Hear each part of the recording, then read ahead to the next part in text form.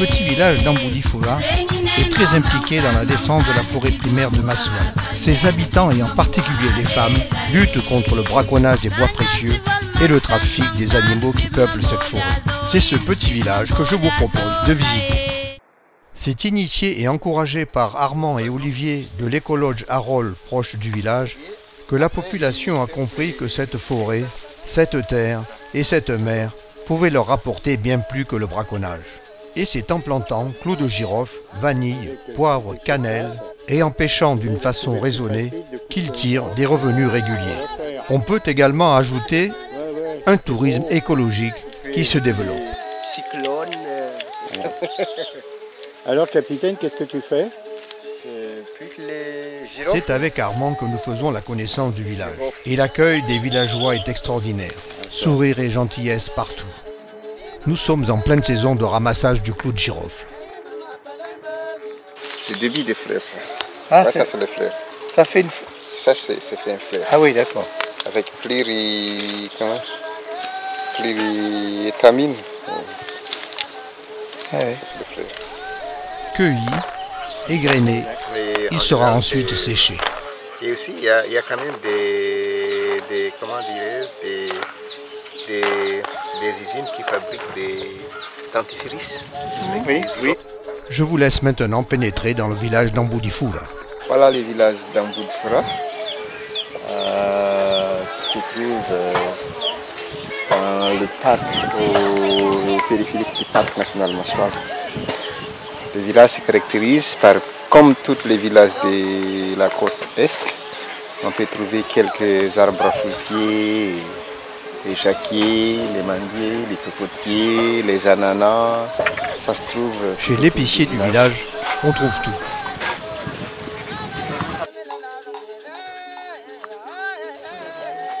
Au revoir.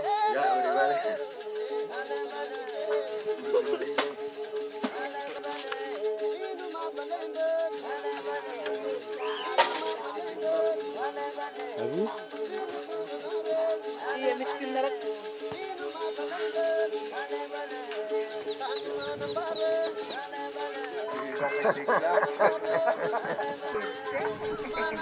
Nous allons maintenant faire connaissance avec l'instituteur d'Amboudi-Foula.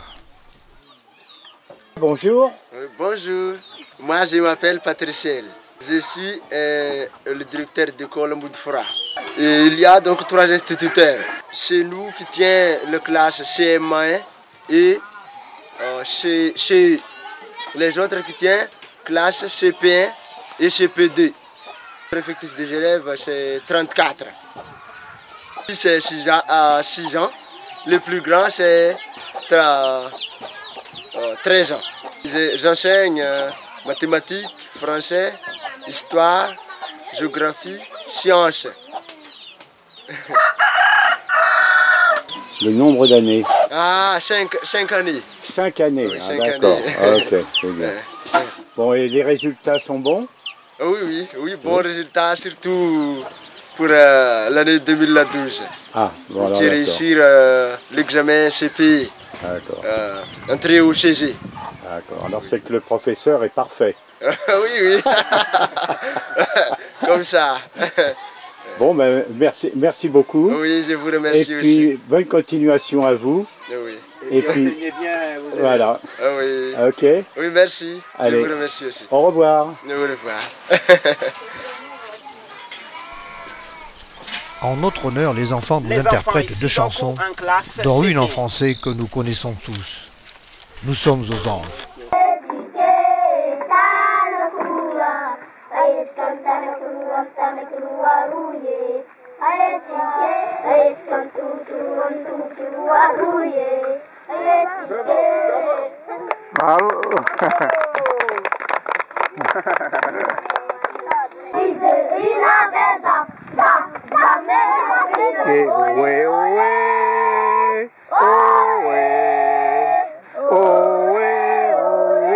matelot, matelot navigue sur les flots.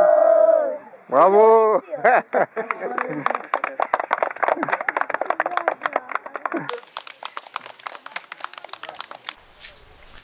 Et nous poursuivons la visite de notre village.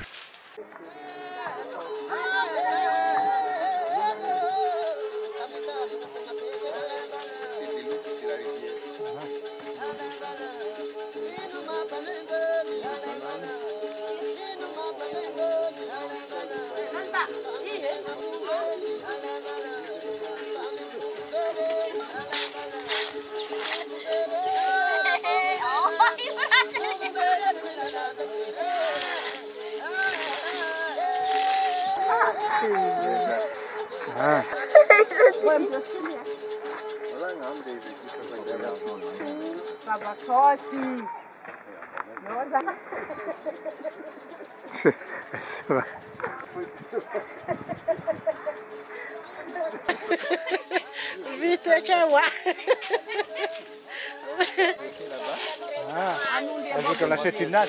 Elle veut qu'on achète la natte.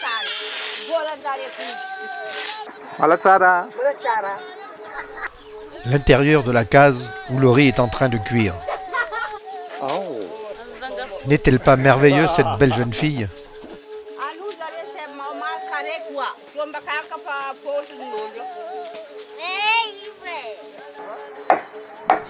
Le charpentier.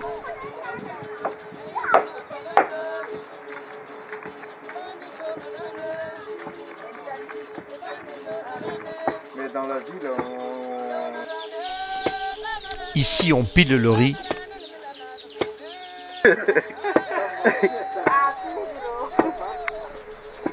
Le riz est ensuite versé dans un plateau en raffia, remué afin de séparer l'écorce. Le riz plus lourd retombe dans le plateau.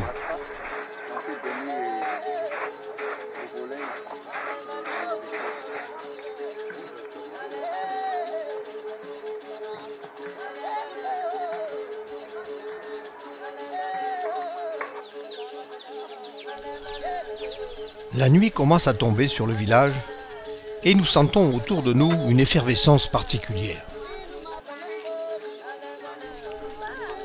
Sur la place du village, des femmes attendent et le tam-tam sonne comme un rappel. Tout le monde s'installe et nous allons assister à des chants et des danses traditionnelles Betsi Mitsarak. L'ethnie Betsi Mitsarak est l'ethnie dominante de la côte Est. Je vous laisse assister au spectacle.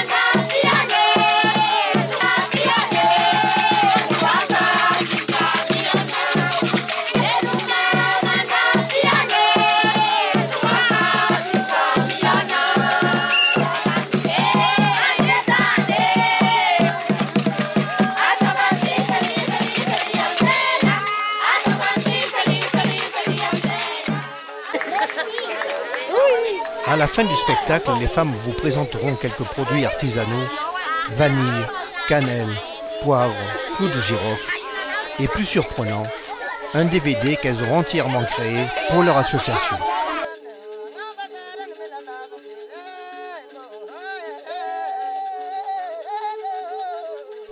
Il est 18 h, la nuit tombe sur le petit village d'Amboudifoula. Nous dirons au revoir aux villageois et les remercierons pour leur accueil. Demain, nous quitterons la péninsule pour regagner Marouane-Setre et ferons une petite halte à Nossi Mangabé.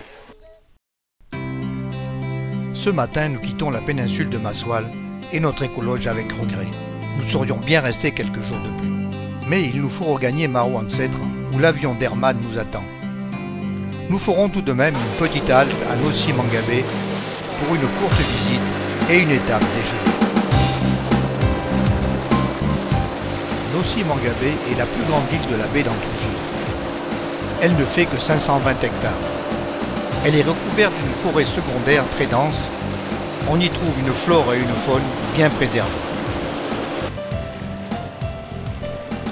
C'est Armand, notre guide, qui sur nos images vous racontera l'histoire de Nossi Mangabé. Vous pouvez passer une nuit sur l'île. Quelques tentes sont réservées aux visiteurs. Et peut-être aurez-vous la chance d'apercevoir le fameux aïe-aïe en pénétrant la forêt de nuit. Réservé tout de même aux routards. Nossi Mangabé, c'est une réserve spéciale depuis 1966 à cause de la conservation d'aïe-aïe. En décembre 1966, on a introduit 9 individus d'aïe-aïe ici, dont 5 femelles et 4 mâles. C'est André Pereiras avec Zazak Peter qui ont travaillé avec VVF, qui ont introduit les 9 aïe-aïe à l'époque. Mais l'aïe-aïe, pourquoi on a introduit l'aïe-aïe ici? Puisque pour les Malgaches, l'aïe-aïe c'est pas un bon animal. C'est une espèce d'animal appartient au mauvais esprit. Et donc tout le Malgache n'aime pas ça. À l'époque, puisque les Malgaches, en voyant l'aïe-aïe, et les jeunes ils essaient de tuer l'aïe-aïe, ils tuent l'aïe-aïe. C'est pour ça qu'ils ont cherché un endroit idéal pour conserver l'aïe-aïe. Finalement, ils ont trouvé Nossi Mangabé. À Nossi Mangabé, ce n'est pas seulement l'aïe-aïe, l'espèce de lémurien qu'on peut trouver ici. Il y a 4 autres espèces de lémuriens qu'on peut trouver ici, dont les 2 autres c'est nocturne et les 2 autres c'est diurne. Il y a les varis noirs et blancs ici, les lémures fulvis et aussi les microcèbes et les chirogales, en plus d'aïe-aïe. Et ici aussi c'est un endroit très favorable ou idéal pour chercher les fameux uroplates. L'uroplate c'est un genre de reptile avec un camouflage très spécial, fait partie des animaux très spécialistes en camouflage. Les premiers animaux très spécialistes en camouflage. Donc on se trouve ça facilement ici. Et ici aussi on peut trouver aussi des espèces de caméléons, très petits caméléons, environ 2,5 cm de longueur. Et il porte, cette espèce de caméléon porte le nom de Pereiras, puisque André Pereiras qui a découvert cette espèce de caméléon. C'est pour ça un petit peu l'histoire de Nossi Mangabé. Mais en fait, en général, Nossi Mangabé, c'est pas, même si la forêt est très belle, ici il y a une très belle forêt, un exemple de la forêt tropicale humide à l'est, nord-ouest de Madagascar. Nossi Mangabé, ce n'est pas une forêt primaire, c'est une forêt secondaire à maturité. Mais quand même, c'est une forêt de 200 ans. Puisqu'il y avait l'histoire des Hollandais, à l'époque, on a parlé des routes des Indes orientales, routes des épices. Les Hollandais, ils ont utilisé cette île d'abord comme île de repos ou de relax, après une longue route pour aller à l'est. Et aussi, il y a aussi, après, ils ont utilisé l'île Nossi Mangabé comme île d'entrepôt d'esclaves. D'où son nom aussi, parce qu'au XVIIe siècle, Nosmangabé, c'est île de plusieurs esclaves. Si on se réfère un petit peu sur l'histoire des commerces d'esclaves à Madagascar, donc l'essence du mot Nosmangabé, c'est une île de plusieurs esclaves. Mais l'essence commun, c'est une grande île bleue. En fait aussi, l'histoire, puisque les premières tentatives des Français de venir, ou même on peut dire des colonies Madagascar, c'est des dates du XVIIIe siècle, vers 1773-1772, par le biais de Benewski. Puisque Benewski, il a une relation très étroite avec les rois français, c'est pas Louis XV ou Louis XIV à l'époque. Ils viennent ici, mais finalement, Benewski, il a changé un petit peu d'idée de, comment dirais-je, il a trahi un petit peu les rois français et il a déclaré comme il est les rois de Madagascar. C'est pour ça qu'il est assassiné à Cap-Est, dans la presqu'île de Massoal, par les militaires bourbonnais, puisqu'à l'époque la Réunion c'est Bourbon. Il est assassiné en île Maurice. Bon, non, c'est pas en île Maurice, à Cap-Est. Et c'est pour ça un petit peu l'histoire de Nosmangabé. Et aussi, après ça, il y a pas mal de fréquentation des Européens dans cette île. Toutes ces histoires, il y a quand même tout petit peu de traces de ces histoires, les traces des Hollandais, les traces des Européens, puisqu'ici il y a pas mal de tombeaux des Européens. Mais vu puisque les autres Malgaches qui ont creusé tout ça, ils pensent que ce sont des trésors. Ça a un petit peu de problème. Mais quand même, pour les traces qu'ici, c'est une forêt secondaire, on peut trouver plusieurs manguiers. Parce que comme vers le XVIIe siècle, quand on envoie les esclaves dans un bateau, donc ils ont nourri les esclaves en mangue. C'est pour ça que le surnom d'esclaves au XVIIe siècle, c'est manga. D'accord. Oui, et manga-bé, manga c'est esclave, B c'est plusieurs, nous c'est île. C'est ça un petit peu donc l'histoire de l'île. Merci. Okay. Nous rejoignons maintenant Maraountsetre. La baie d'Antongil restera pour moi un grand souvenir. À mon avis, une des plus belles régions de Madagascar. Bien sûr, cet avis n'engage que moi. J'ai sillonné cette île d'est en ouest et du nord au sud. À chaque voyage, je découvre des paysages plus beaux les uns que les autres. Madagascar est bien la perle de l'océan Indien. Adieu la baie d'Antongil et bonjour Tana. Dernière étape de notre voyage. Tana, de l'Akitash, les Gégères, les chutes de la Lili sera la conclusion de ces 5 semaines de voyage sur la grande île. Je vous dis donc, à très bientôt.